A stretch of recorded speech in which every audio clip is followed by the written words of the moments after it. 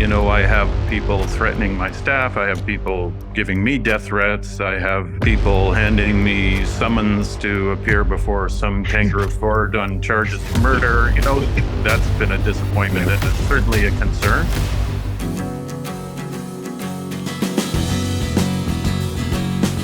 Welcome back to the Deep Fryer podcast. Pleased to be joined this week by Richard Cannings. He's the Member of Parliament for South Okanagan-West Kootenay. Welcome, Richard. Hi, Joe. Good to be here. Thanks for coming on. Richard is one of just 25 members of the New Democratic Party who hold seats in the 338-seat parliament. So he's part of a select few. But I actually don't really want to talk about politics all that much today, but rather the experience of being in politics. And his experience today, we're recording this around 4 p.m. on Monday, December 4th, 2023, 7 p.m. in Ottawa. Richard's back in his apartment just now, but it sounds like you had a day. And I'm wondering what a day is like for a guy like yourself on Parliament Hill.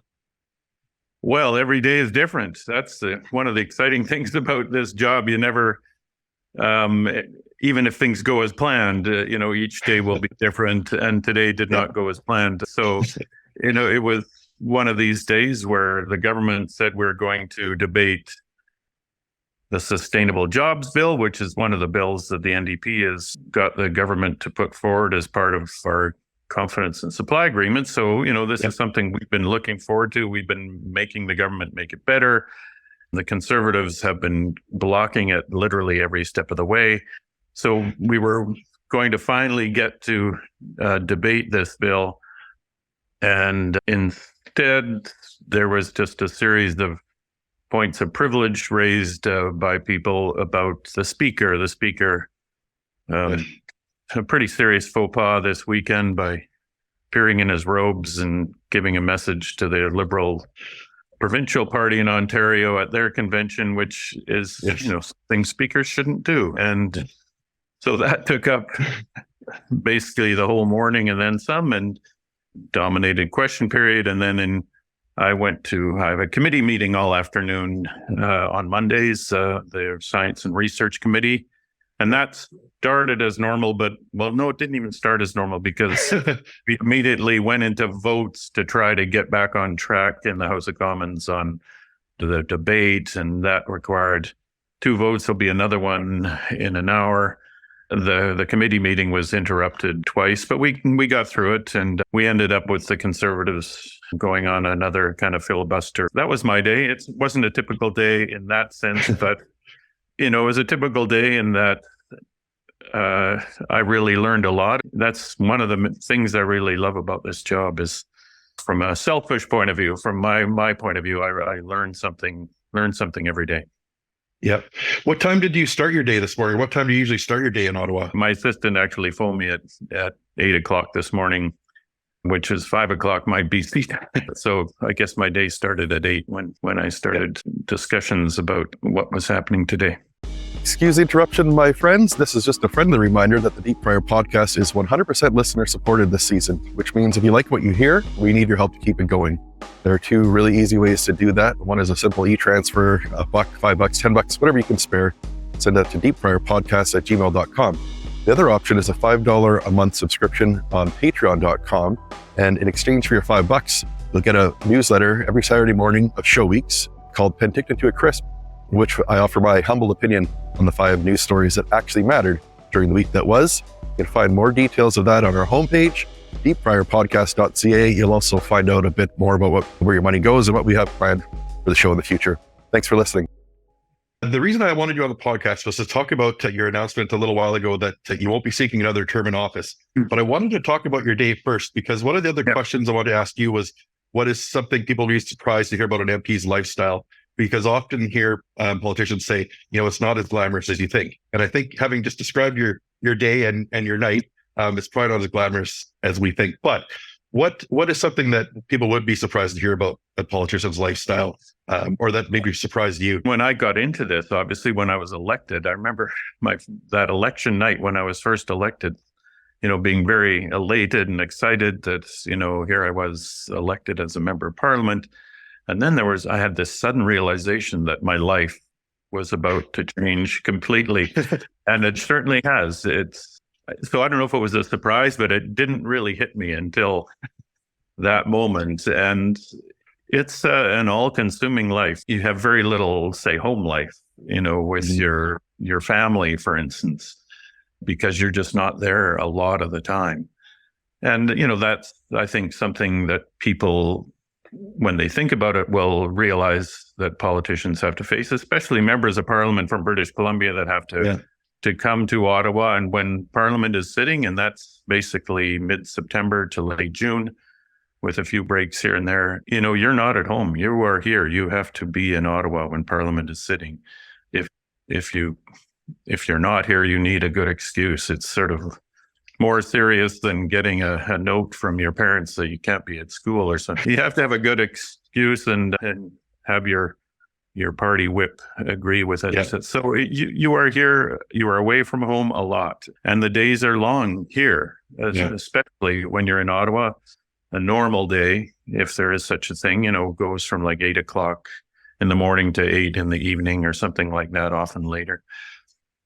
But as I say, it's a great job. I think it's certainly one of the best jobs you can imagine, but it is tiring, and you have to have, as I say, good family relationships with your spouse and children, and they have to support you in that, or things, don't go well. I don't know, people would be surprised, but I always say when you hear that someone is retiring from politics to spend more time with their family, and people kind of joke about that, it's really true. It's really true. That's the heart of it. That's what I'm sure they're looking forward to. So can that be said of you then?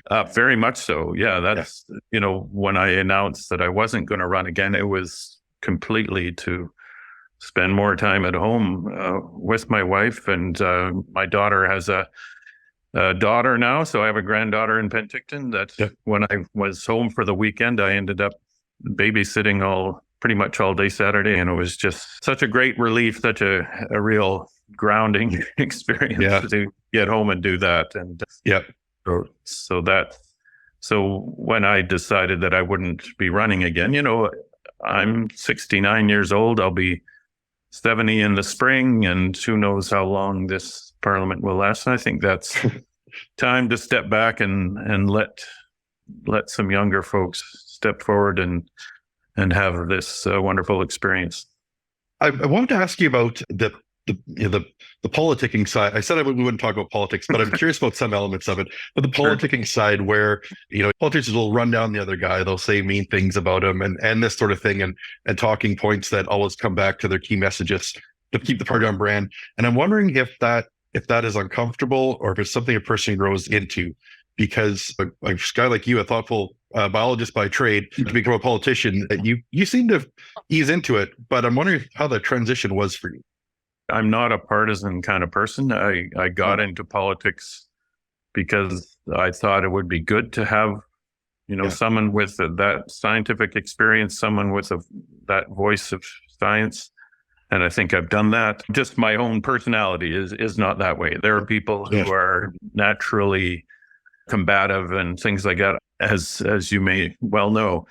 And so I don't yell at people because they're disagreeing with my party. I might very occasionally yell in the House of Commons when someone is saying something I think is ridiculous, which is fairly often.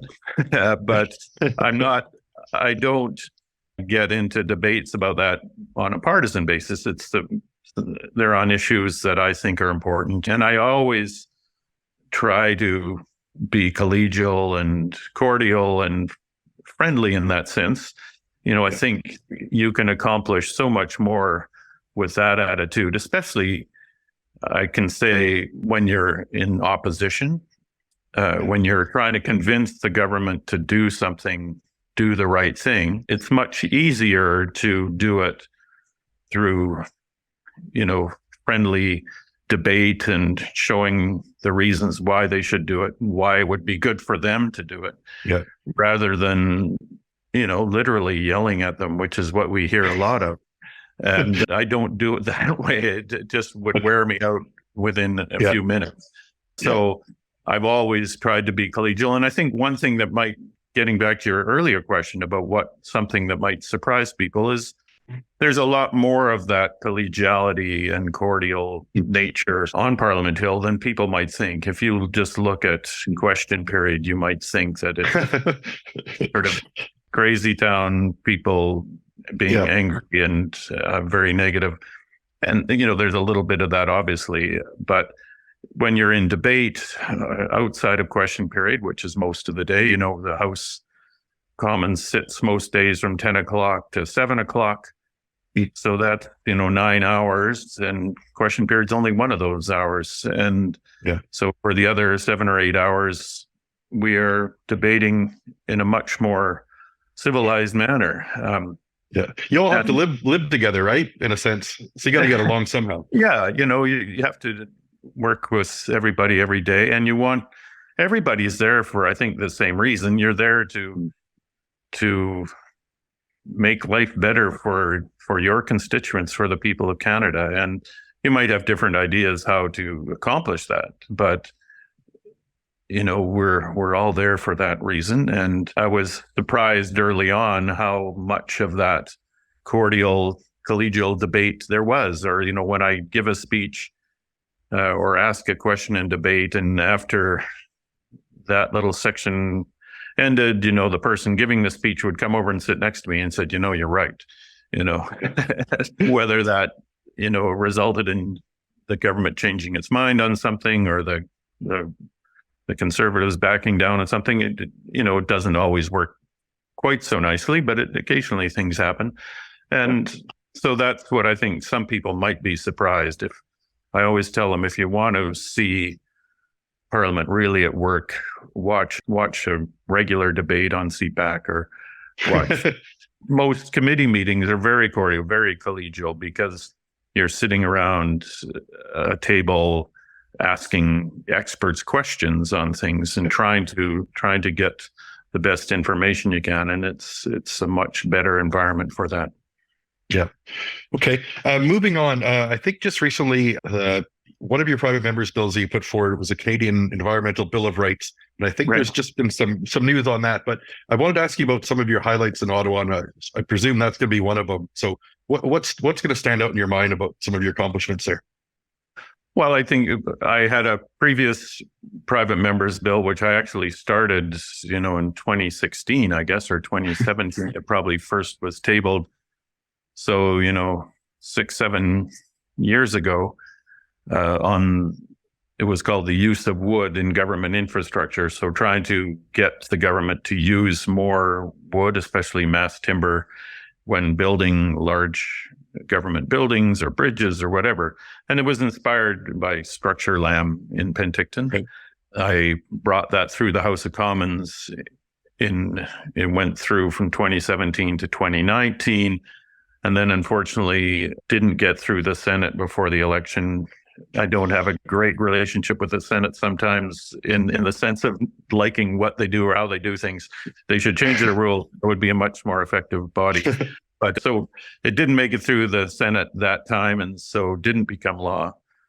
And so I actually got a senator, a friend of mine, to bring it to the Senate floor in this Parliament. And it came the other way. So it passed through the Senate easily because everybody was agreeing with this bill. Even the first time, it just got caught up in a bit of a mess. But So this time it came the other way, came to the House of Commons from the Senate, passed through the House of Commons unanimously. It takes a few months to do that.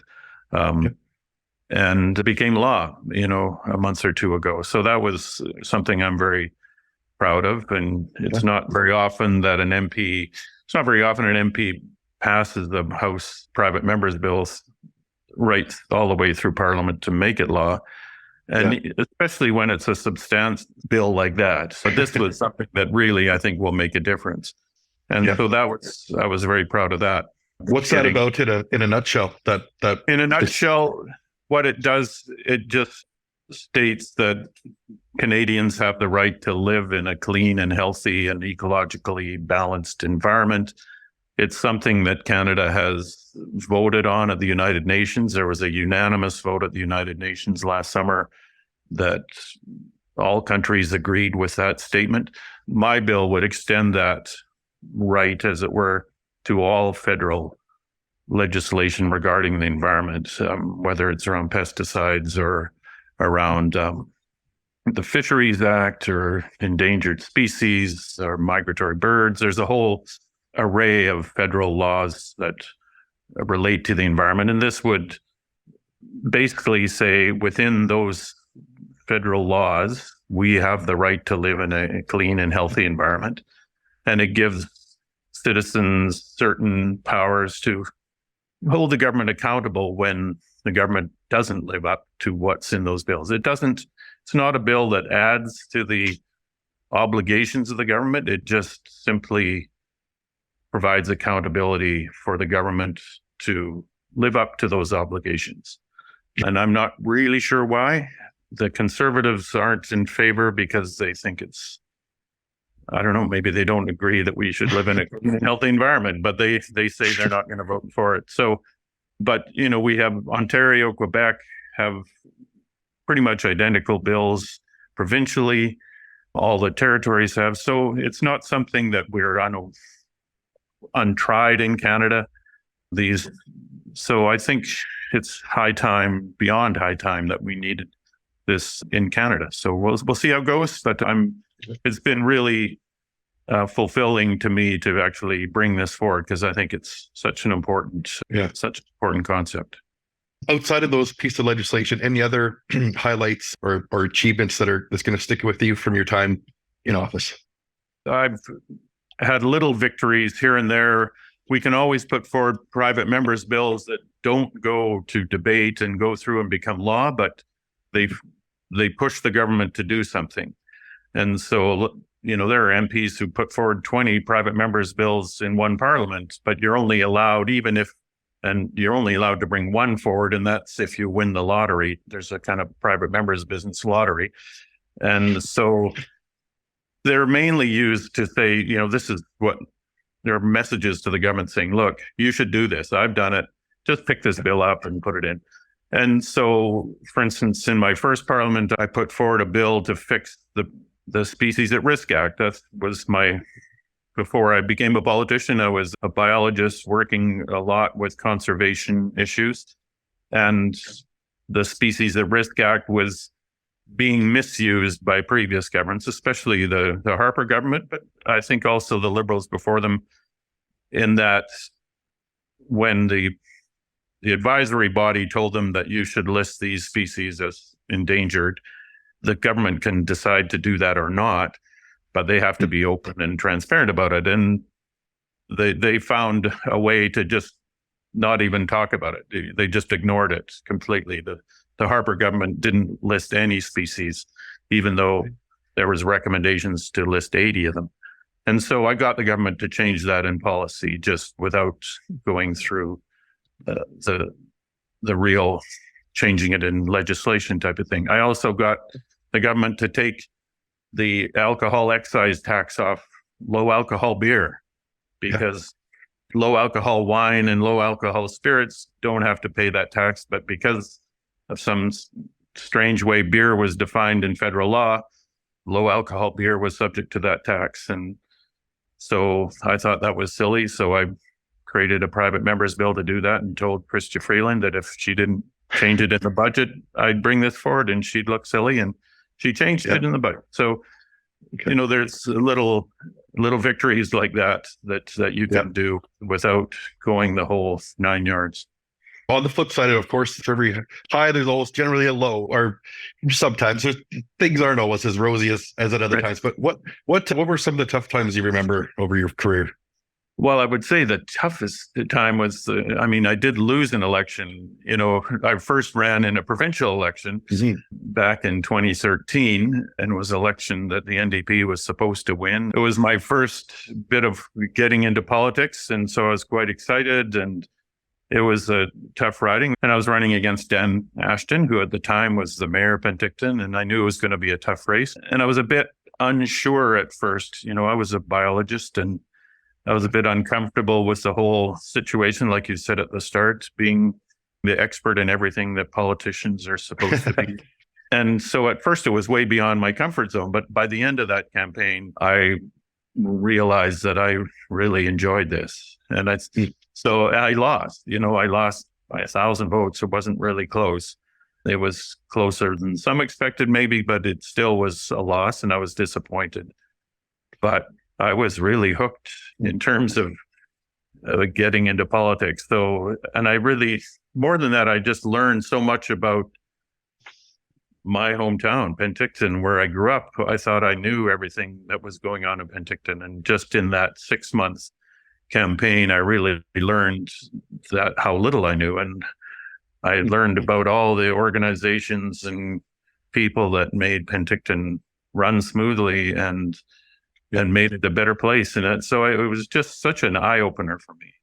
Getting into that political space was such an enjoyable path for me. And then I was asked to run federally, and I didn't hesitate to say yes. People see you as, the party, and people like to attack politicians. I see some of the stuff you get online. I think right now there's a forum on Castanet that's devoted to a couple of your employees, like just criticizing your employees. So I can only imagine what you receive. How has that been for you? Like, and would that be a low light, or were you expecting it? Yeah.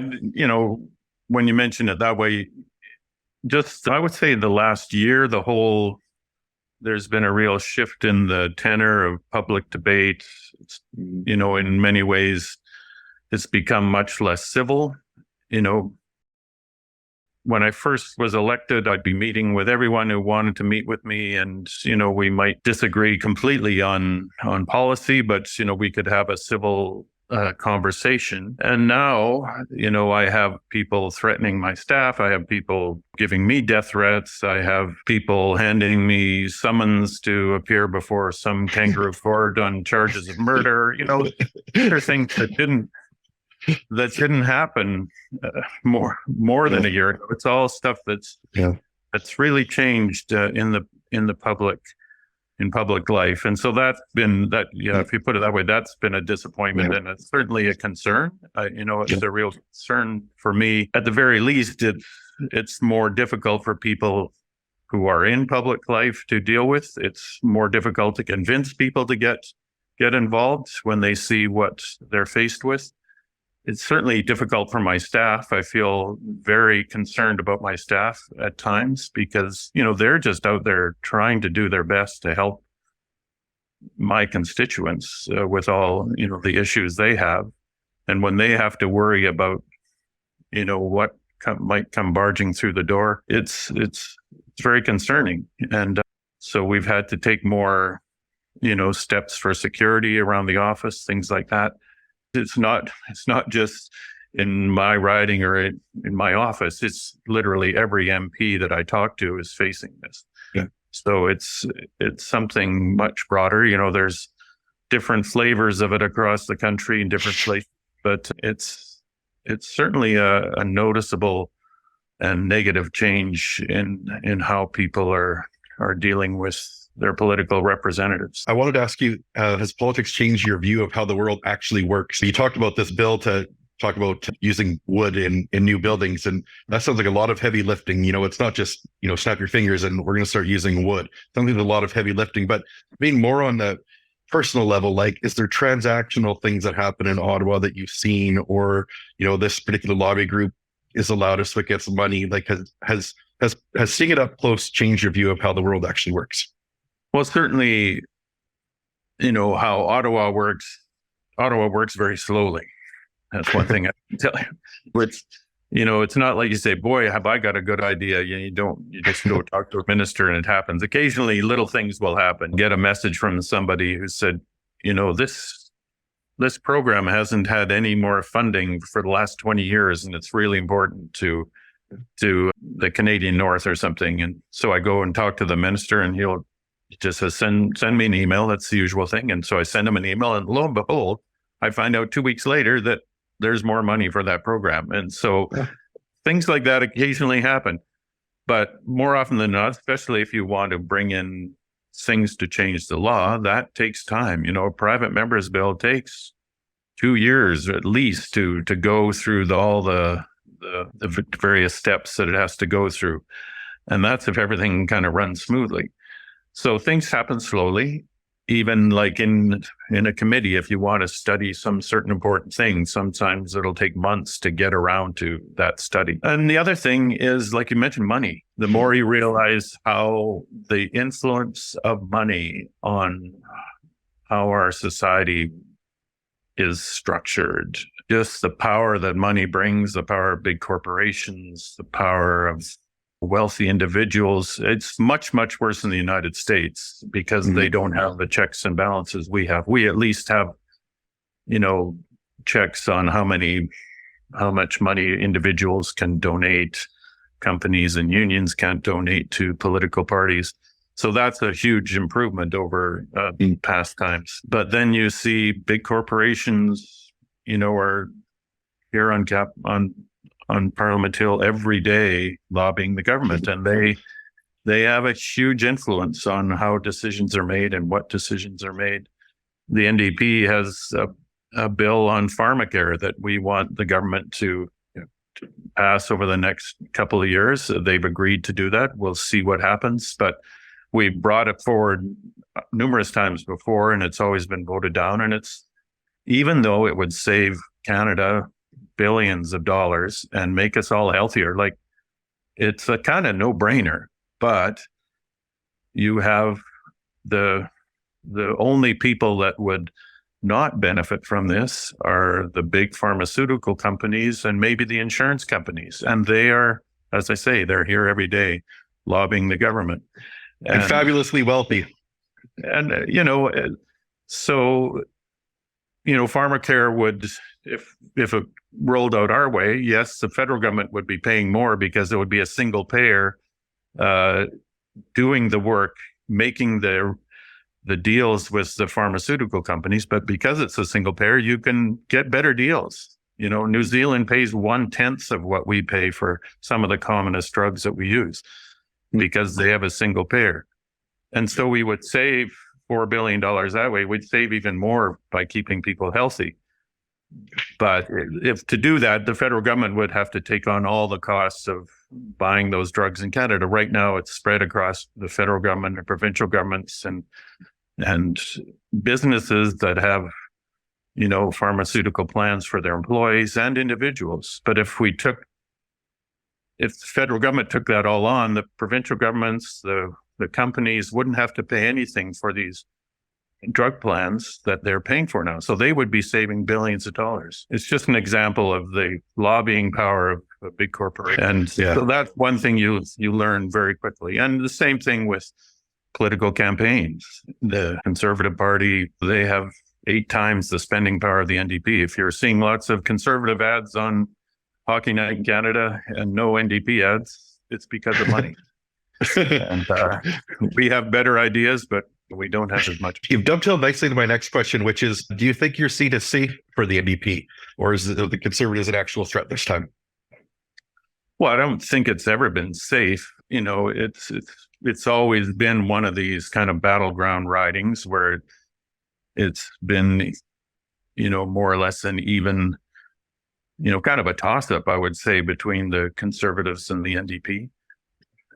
And the boundaries have changed this time, and theoretically that might make it a little tougher for us. But what's the change? It's a change in this. Where's the change? Sorry, the change quickly would be they've added the Similkameen Valley and taken away they've taken away Trail and the Slocan Valley in the Kootenays, and so on balance, it might be a little harder for the NDP that way, but it's still very much winnable by the NDP. Yep. I think we have a real good chance, and as I say, I think we have the better ideas, the better plans to make things better for Canadians. We're going to have to work hard, and we've always worked hard for that. And I think the residents of, I think it's now called Similkameen, South Okanagan-West Kootenay, will still elect an NDP MP. I certainly hope so. And it certainly would be the right decision for them. But you never can take anything for granted, I don't think, in politics, certainly not in this part of the world. Yeah. Now, I guess sticking with the becoming a politician theme, if you can cast your mind back to yourself as an 18-year-old, I presume you had your sights set on a career in biology, but what would your 18-year-old self think to know that you'd be retiring after quite a what is it, 6 or 7 years in Ottawa, like a good career as an MP? Yeah, it's over 8 years now, and it'll probably be 10 by the time it's done. When you say what would my 18-year-old self, I don't even think my 48-year-old self would even contemplate that. This was not part of my plan. I've always been interested in politics and engaged with, political issues on, talking with people about the news of the day, that sort of thing.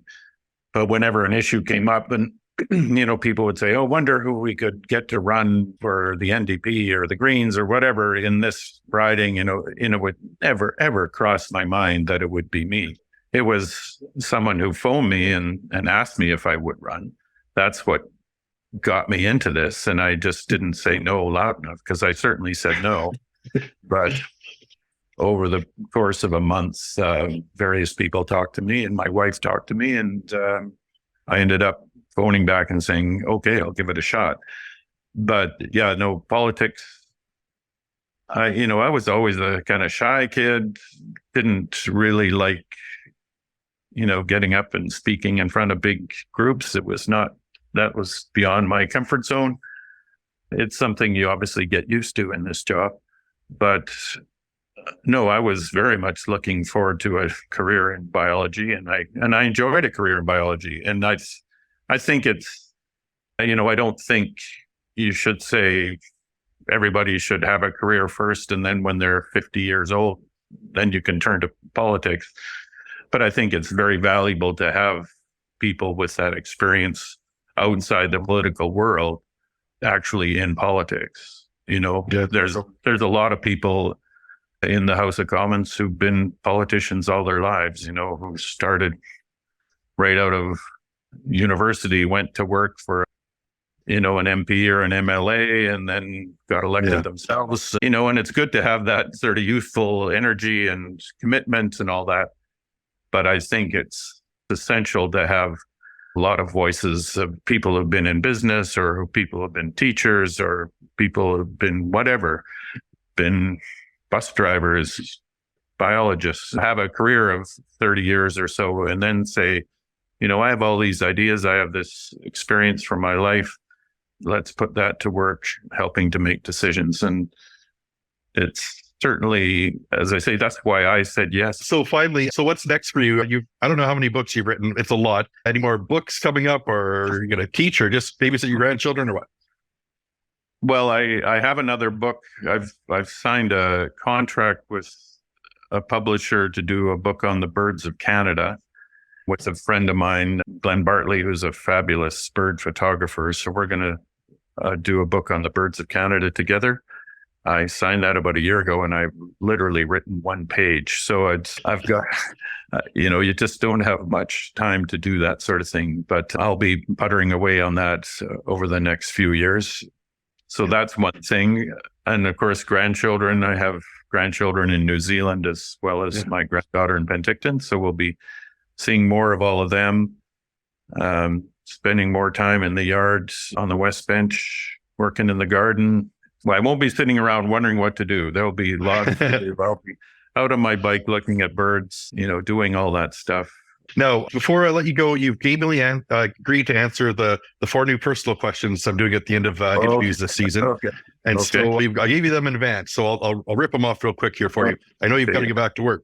So first question is this: I saw blank in blank and wished Penticton had it too.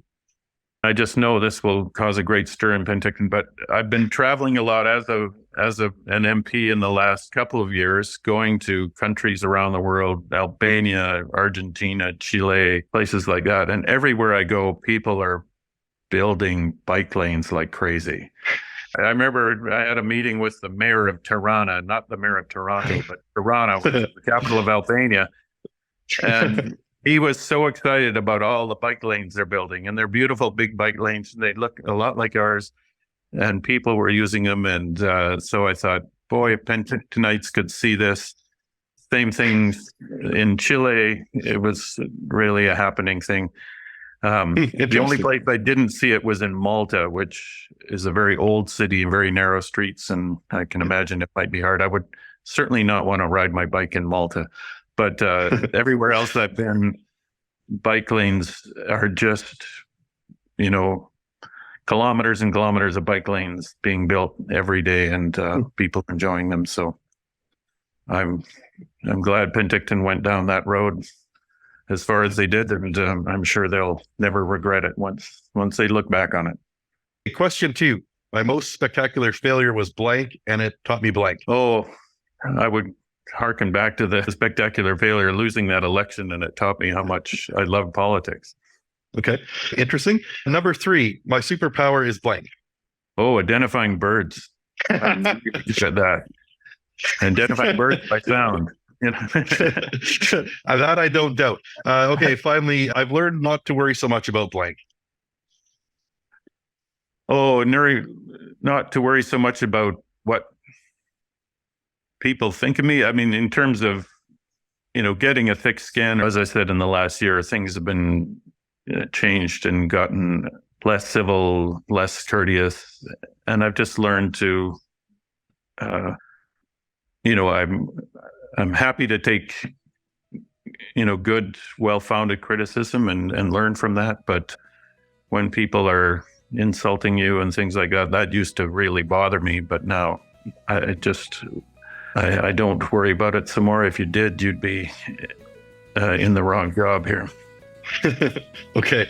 Richard, thank you very much for joining us. And as your employer, I say get back to work now. Okay. Thank you. Well, I enjoy all the work you do.